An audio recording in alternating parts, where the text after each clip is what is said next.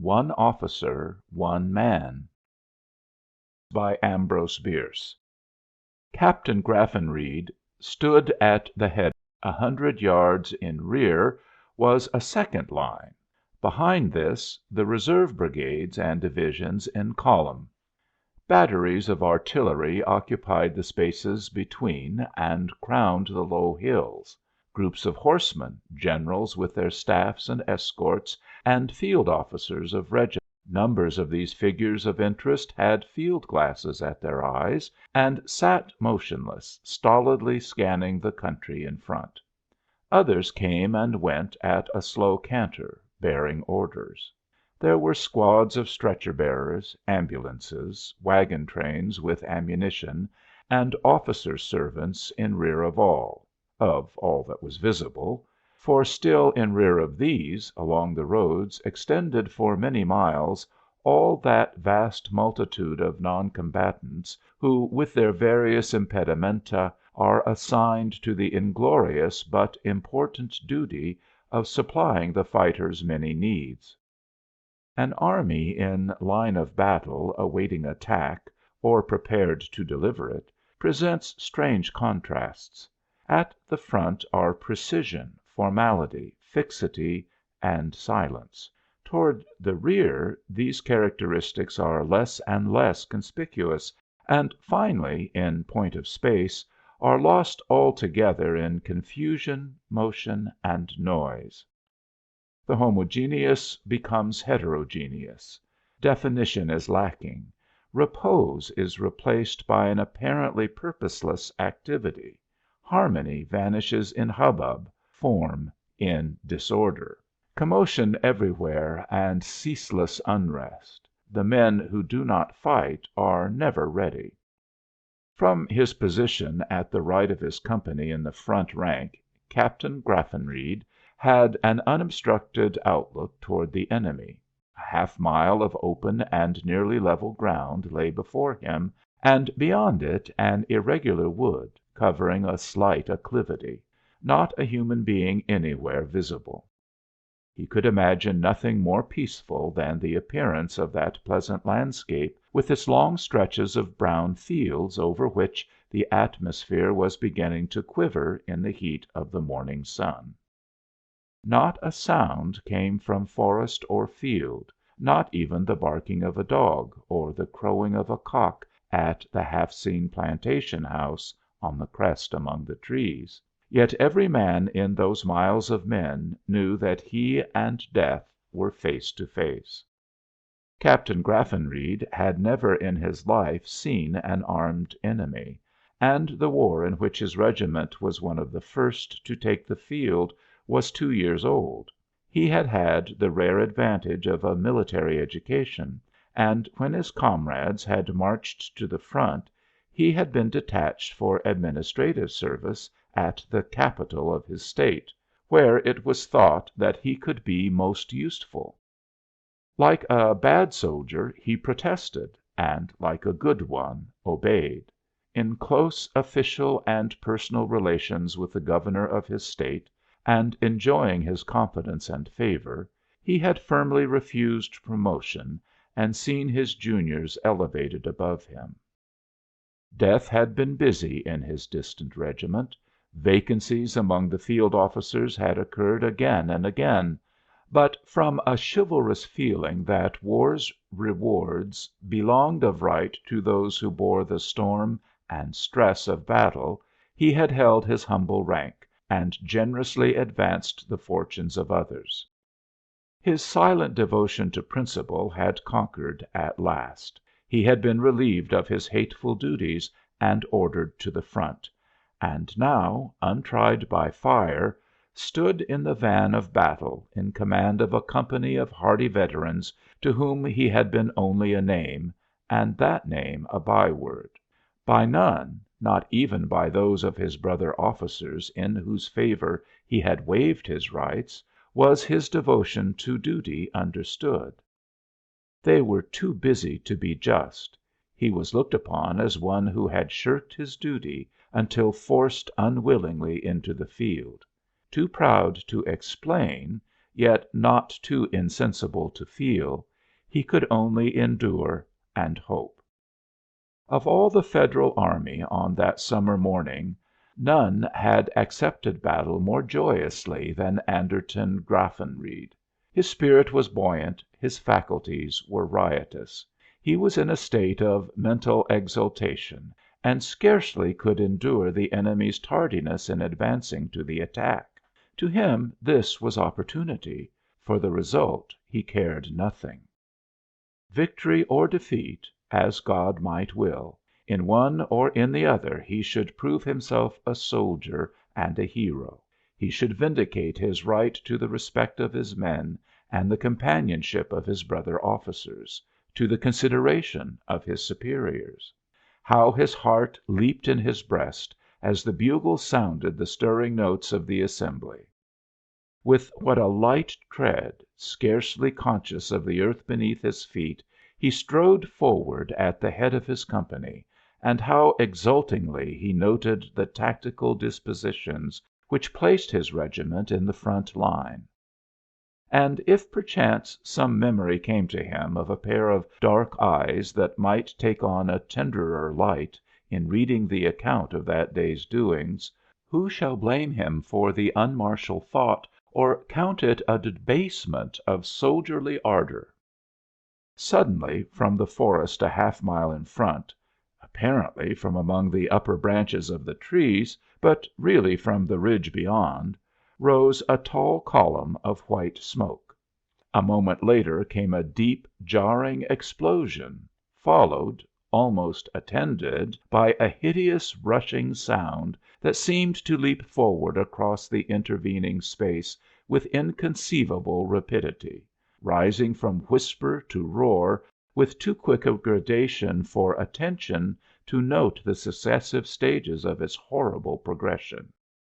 A visible tremor ran along the lines of men. All were startled into motion. Captain Graffenreid dodged and threw up his hands to one side of his head, palms outward. As he did so he heard a keen, ringing report, and saw on a hillside behind the line a fierce roll of smoke and dust, the shell's explosion. It had passed 100 feet to his left. He heard, or fancied he heard, a low, mocking laugh, and turning in the direction whence it came, saw the eyes of his first lieutenant fixed upon him with an unmistakable look of amusement. He looked along the line of faces in the front ranks. The men were laughing. At him? The thought restored the color to his bloodless face, restored too much of it. His cheeks burned with a fever of shame. The enemy's shot was not answered. The officer in command at that exposed part of the line had evidently no desire to provoke a cannonade. For the forbearance Captain Graffenreid was conscious of a sense of gratitude. He had not known that the flight of a projectile was a phenomenon of so appalling character. His conception of war had already undergone a profound change, and he was conscious that his new feeling was manifesting itself in visible perturbation. His blood was boiling in his veins.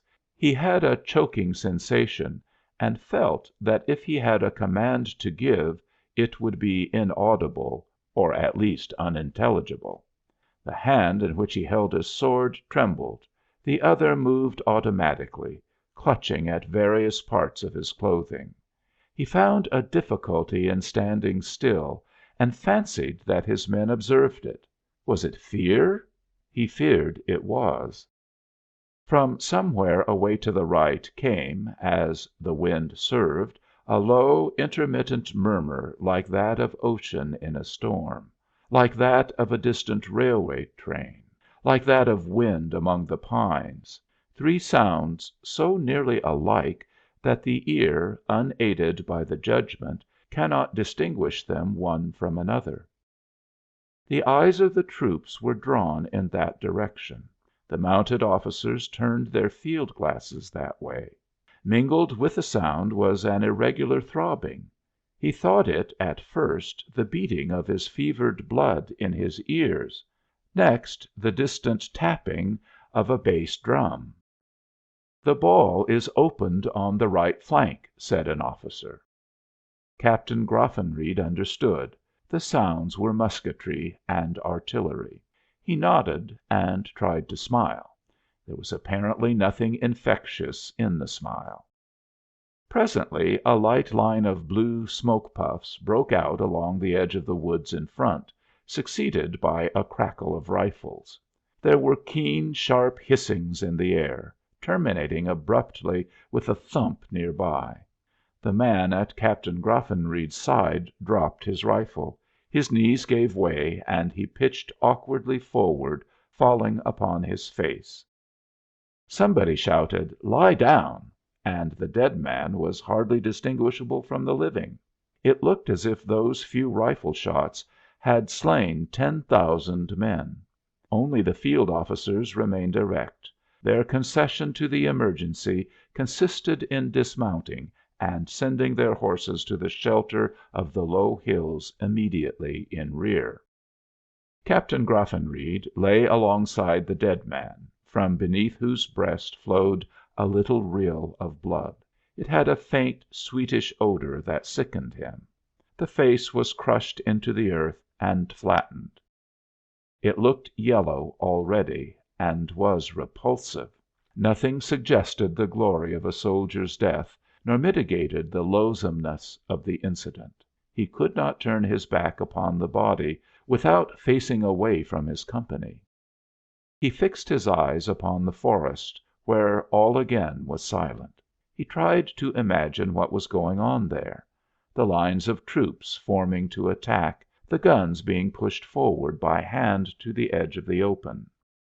He fancied he could see their black muzzles protruding from the undergrowth, ready to deliver their storm of missiles, such missiles as the one whose shriek had so unsettled his nerves.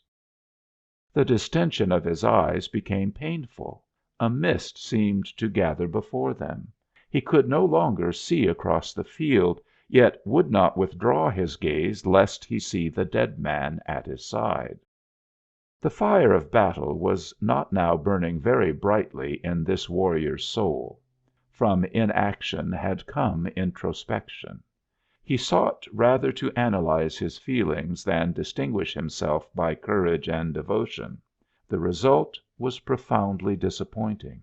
He covered his face with his hands and groaned aloud.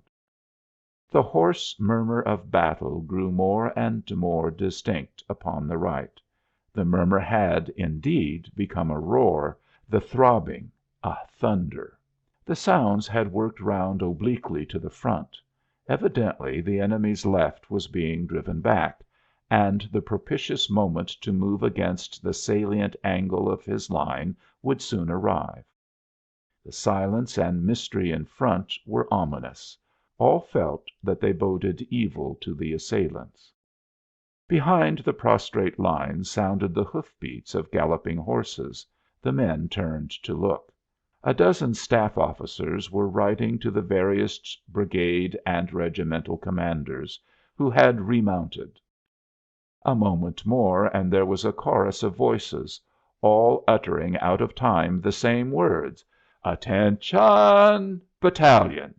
The men sprang to their feet and were aligned by the company commanders. They awaited the word "Forward!" awaited, too, with beating hearts and set teeth, the gusts of lead and iron that were to smite them at their first movement in obedience to that word. The word was not given. The tempest did not break out. The delay was hideous, maddening. It unnerved like a respite at the guillotine. Captain Graffenreid stood at the head of his company, the dead man at his feet. He heard the battle on the right, rattle and crash of musketry, ceaseless thunder of cannon, desultory cheers of invisible combatants. He marked ascending clouds of smoke from distant forests. He noted the sinister silence of the forest in front. These contrasting extremes affected the whole range of his sensibilities. The strain upon his nervous organization was insupportable. He grew hot and cold by turns. He panted like a dog, and then forgot to breathe until reminded by vertigo. Suddenly he grew calm.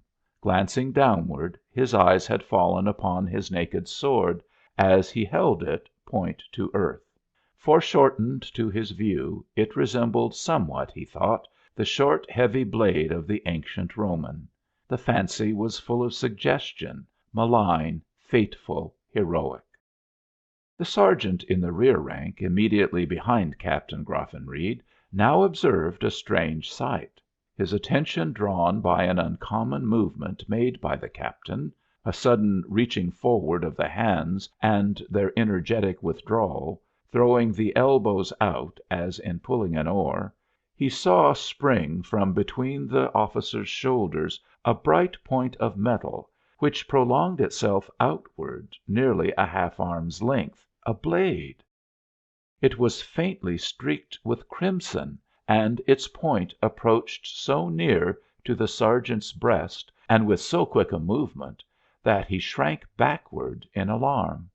That moment Captain Graffenreid pitched heavily forward upon the dead man and died. A week later the major general commanding the left corps of the Federal army submitted the following official report. Sir, I have the honor to report, with regard to the action of the 19th instant, that owing to the enemy's withdrawal from my front to reinforce his beaten left, my command was not seriously engaged. My loss was as follows: killed, 1 officer, 1 man. If you like the video, put a like, subscribe to the channel and click on the bell to not miss our new videos.